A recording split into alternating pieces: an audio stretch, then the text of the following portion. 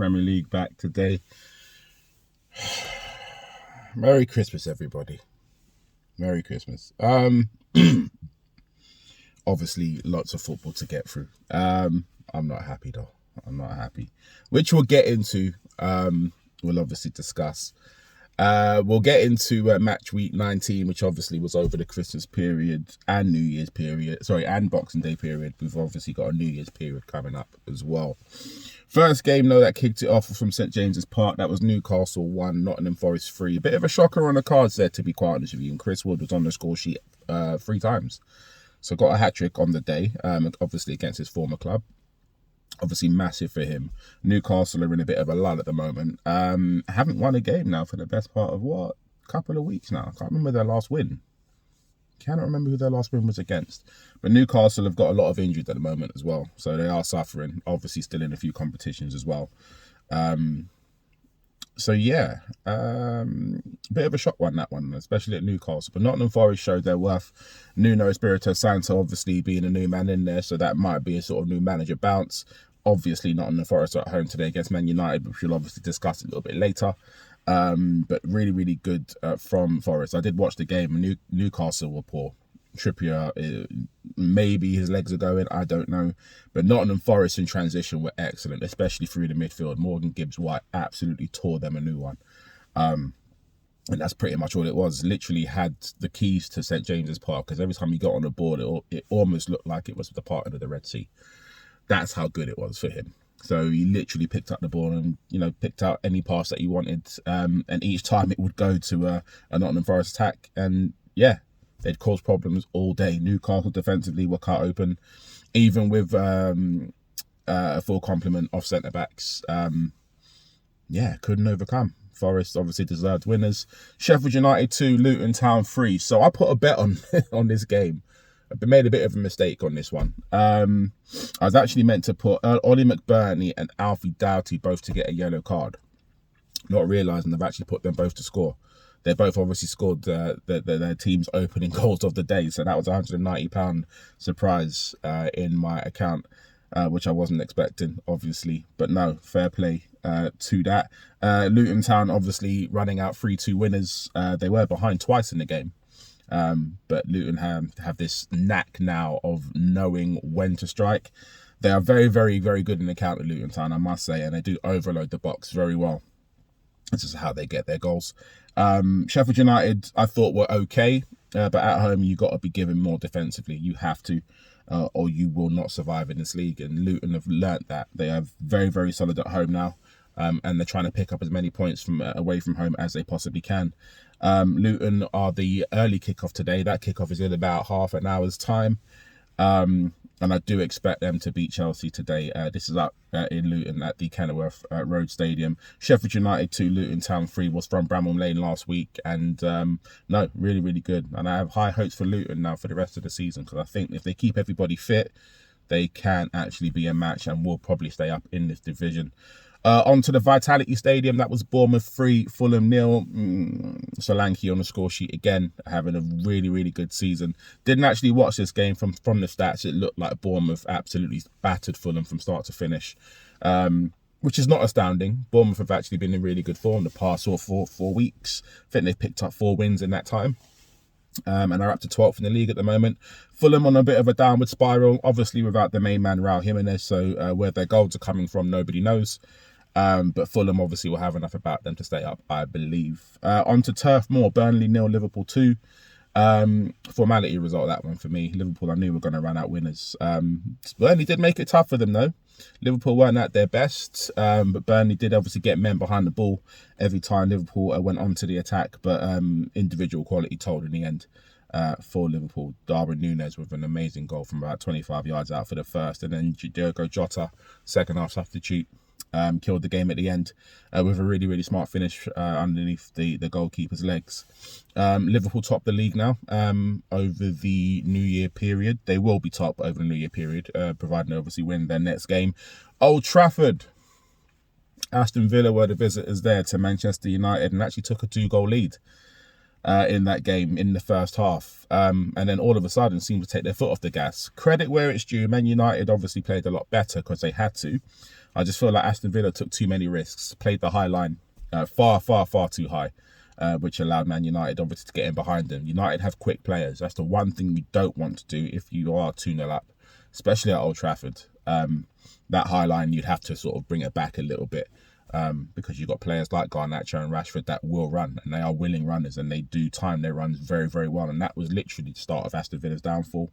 There was a warning in the second half when Garnacho went through on goal, scored, and then that was deemed offside. And then thereafter, Man United just absolutely butchered them. Goal after goal after goal. Let's wave after wave after wave of attacking football from Man United from about the 55th minute. Crazy game, really crazy game. Obviously Rasmus Højlund getting his first goal for the club as well. We'll see where that propels him to, see if he can get another one today, because he will be in the starting lineup against Nottingham Forest a bit later as well. But a really well deserved win for Man United, and that keeps them 7th in the league, I believe, at the moment. Aston Villa obviously still in the top 4, but I do see Aston Villa dwindling off at the moment. There are a lot of people talking about Aston Villa for the league. Squad isn't strong enough or big enough to do it, but I do see them in and around the top 5 come the end of the season. On to Stamford Bridge. Chelsea 2, Crystal Palace 1. Chelsea were without Cole Palmer. He was suspended for that game. Still found a way through to get 2 goals against a really disappointing Crystal Palace side.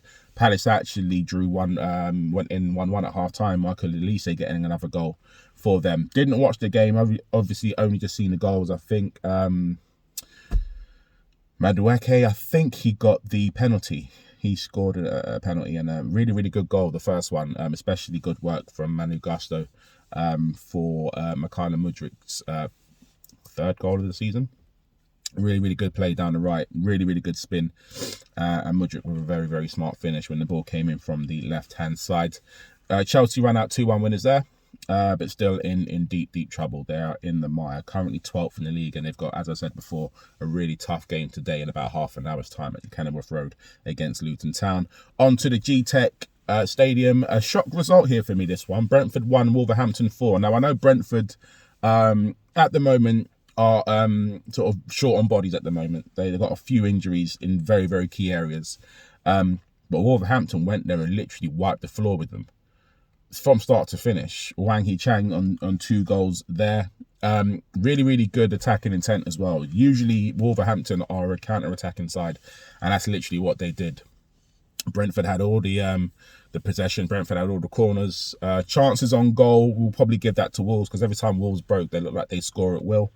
And so it proved. I think they were 3-1 up in the first half. Was it 3-1, 2-1 in the first half? And then they scored another 2 in the second. Yeah. From start to finish, Wolverhampton pretty much bullied them. Again, another one of those games that I didn't see. I've only really got on the stats. I have seen the goals though, and Brentford were awful defensively. Awful. They need to do a lot better at the moment, and I believe they will. They will string a few results together, because they are very capable. On to Goodison Park. Everton 1, Manchester City 3 in a game where Everton took the lead. We all knew that wasn't going to last very long though. Obviously Manchester City coming back from the Club World Championships as champions went a goal down. But obviously Manchester City's quality was always going to tell. Phil Foden, amazing finish in the second half. A Julian Alvarez penalty as well. And then the 3rd goal from Bernardo Silva from about 30 yards out after a goalkeeping error from Jordan Pickford. Manchester City now I see going on a big run. Kevin De Bruyne is back in training and training very well. I'm hearing Erling Haaland isn't too far behind him either, coming back into the first team. And once they're back, we know Man City are going to go on a mad run. And I think they'll take the league again over Liverpool, who I do believe are going to finish second. Amex Stadium. Brighton 4, Tottenham 2, my beloved. We got absolutely hounded. And I'm not even sure we deserved the 2 goals, to be quite honest with you, because Brighton took their foot off the gas and allowed us to get them. That's what you get with no defenders. I'm going to make no excuses. We know what it is. We know we haven't got the defence at the moment. We know we got a lot of injuries at the minute. But it just shows the squad isn't as good as it should be. There is no way we should be shipping 4 goals against a Brighton team that hasn't been in good form this season. But this is what you get with my club sometimes, especially when we got key players out, and we do have key players out in literally every single part of the pitch. Brighton, I thought, were incredible. Estupiñán, obviously, with a fantastic finish from about 25 yards out from a corner, assist from James Milner. Nobody went out to go to him, so we literally unleashed a worldie straight into the top corner. Yeah, nothing more to say about that. No control in the midfield for us. Richarlison had the ball in the back of the net twice. Obviously, both goals were offside. Need to do better. Need to do better, especially tomorrow with a resurgent Bournemouth we got coming to the Tottenham Hotspur Stadium. But Brighton, obviously, very good account for their win. Thoroughly deserved as well. No excuses to make. Brighton 4-2 winners from the Amex. And then an even better result here. Arsenal 0, West Ham 2. That was from the Emirates Stadium. West Ham, I thought, were unbelievable. That's probably the best I've seen West Ham play this season. And this is all without Declan Rice, who gave away a penalty at the end of that game as well. I think West Ham have actually given us the blueprint of how to play against Arsenal. Unless Odegaard or Saka play well, Arsenal are not winning games. And West Ham done it brilliantly. Every time Arsenal got the ball, they got 10 men behind the ball and condensed the midfield area, which means that Arsenal couldn't play through. Odegaard can't play those passes that he wants to play. He doesn't have enough space to obviously influence the game. And if you're man marking Saka at the game, then there's no way he's going to do anything or score. I think he had 3 shots on target. Each one of them pretty much were from outside the area. He did actually hit the post from inside the box. But this is what happens when you obviously learn your tasks, condense the midfield. That's how you play against Arsenal. They love to play through the middle. Because out on the left, Martinelli ain't doing nothing. You ain't got to worry about him. Gabriel Jesus is not a goal scorer either. You don't necessarily have to worry about him. Let them float. Let them do what they got to do. Saka and Odegaard are the main two. If you get them out the game, Arsenal not winning anything. It's that simple. And West Ham came with a perfect blueprint on how to do that. Condense the midfield, attack them at every opportunity that they could with regards to obviously the counter-attacks and obviously use set pieces, which is obviously how they won the game. Essentially, Souček getting the first goal and former Arsenal Mavropanos, he got the second from a header from a James Ward-Prowse delivery. That was matchday 19's roundup. So off to the matchday 20 predictions. Like I said, Luton versus Chelsea, which is going to kick off in about 20 minutes time, just under. I've got Luton to win this one today. I'm going to go with a 3-1 Luton Town win. It is wet, it is dreary out here. Chelsea aren't going to like that. Luton will be all over them, and the Kenilworth crowd faithful will be up for that. We'll go with a Luton win 3-1 against Chelsea. On to Selhurst Park, Crystal Palace versus Brentford. Two teams that are not in good form at the moment. This one has a draw written all over it. I'm going to go with a 0-0 or a 1-1. Crystal Palace, I'll probably edge to a bit more based on the fact Brentford have got a lot of injuries at the minute. So maybe a Crystal Palace win, but it won't be much in it. It will be by the odd goal. We'll go with a Crystal Palace slight win. Don't be surprised if it's a draw, though, because it is one of those games. Manchester City, Sheffield United from the Etihad Stadium. That's a 4-0 Manchester City win for me. Aston Villa versus Burnley. That is from Villa Park. That's a 3 o'clock kickoff again today. Aston Villa, I think, will take this one 2-0. And I do see Ollie Watkins on the score sheet for that one. Wolverhampton versus Everton. That's from Molineux. Everton have been on a really good run lately, but have lost their last 2. Wolverhampton obviously coming off that really big win at Brentford in the week. I'm going to go with a Wolverhampton win. That is 2-1 for Wolverhampton there. Onto the City ground, Nottingham Forest play Manchester United. That is the evening kickoff today at 5:30. Nottingham Forest are going to win this one for me. I think they're going to take that 3-1 against a very, very decent Man United outfit. It looks like on paper, but they don't show it game to game. And they do have injuries coming back, I understand. I believe Martinez is back in training as well. I still believe Nottingham Forest under the City lights will probably get that done. Tomorrow we've got Fulham versus Arsenal. That's from Craven Cottage. Unfortunately, I do see that being an Arsenal win. I'll probably go 2-0 to Arsenal there, as Fulham are just really toothless up front at the moment. Tottenham versus Bournemouth is a tough one for us. We've got a lot of injuries at the moment. A lot of suspensions at the moment as well. We've lost Kulusevski as well. Destiny Udogie obviously being back is good. Porro obviously having really, really good resurgence at right back as well. It's a tough one to call. If we do win this game, it's going to be because Lo Celso plays. We have to play him, and I think we will. Bournemouth in really good form at the moment and did beat us back in the last season 3-2 at the Lane. It's a tough one to call. I can't bet against my boys. I'm going to go with a 2-1 win to us, but it's going to be really, really tightly contested. and Bournemouth will probably score first. And then Monday we've got Liverpool versus Newcastle. That's on New Year's Day. That's from Anfield. I don't have a hope in hell for Newcastle for this one, to be quite honest. I do believe Liverpool going to turn them over quite easily. I'm going to go with a 3-0 win to Liverpool there.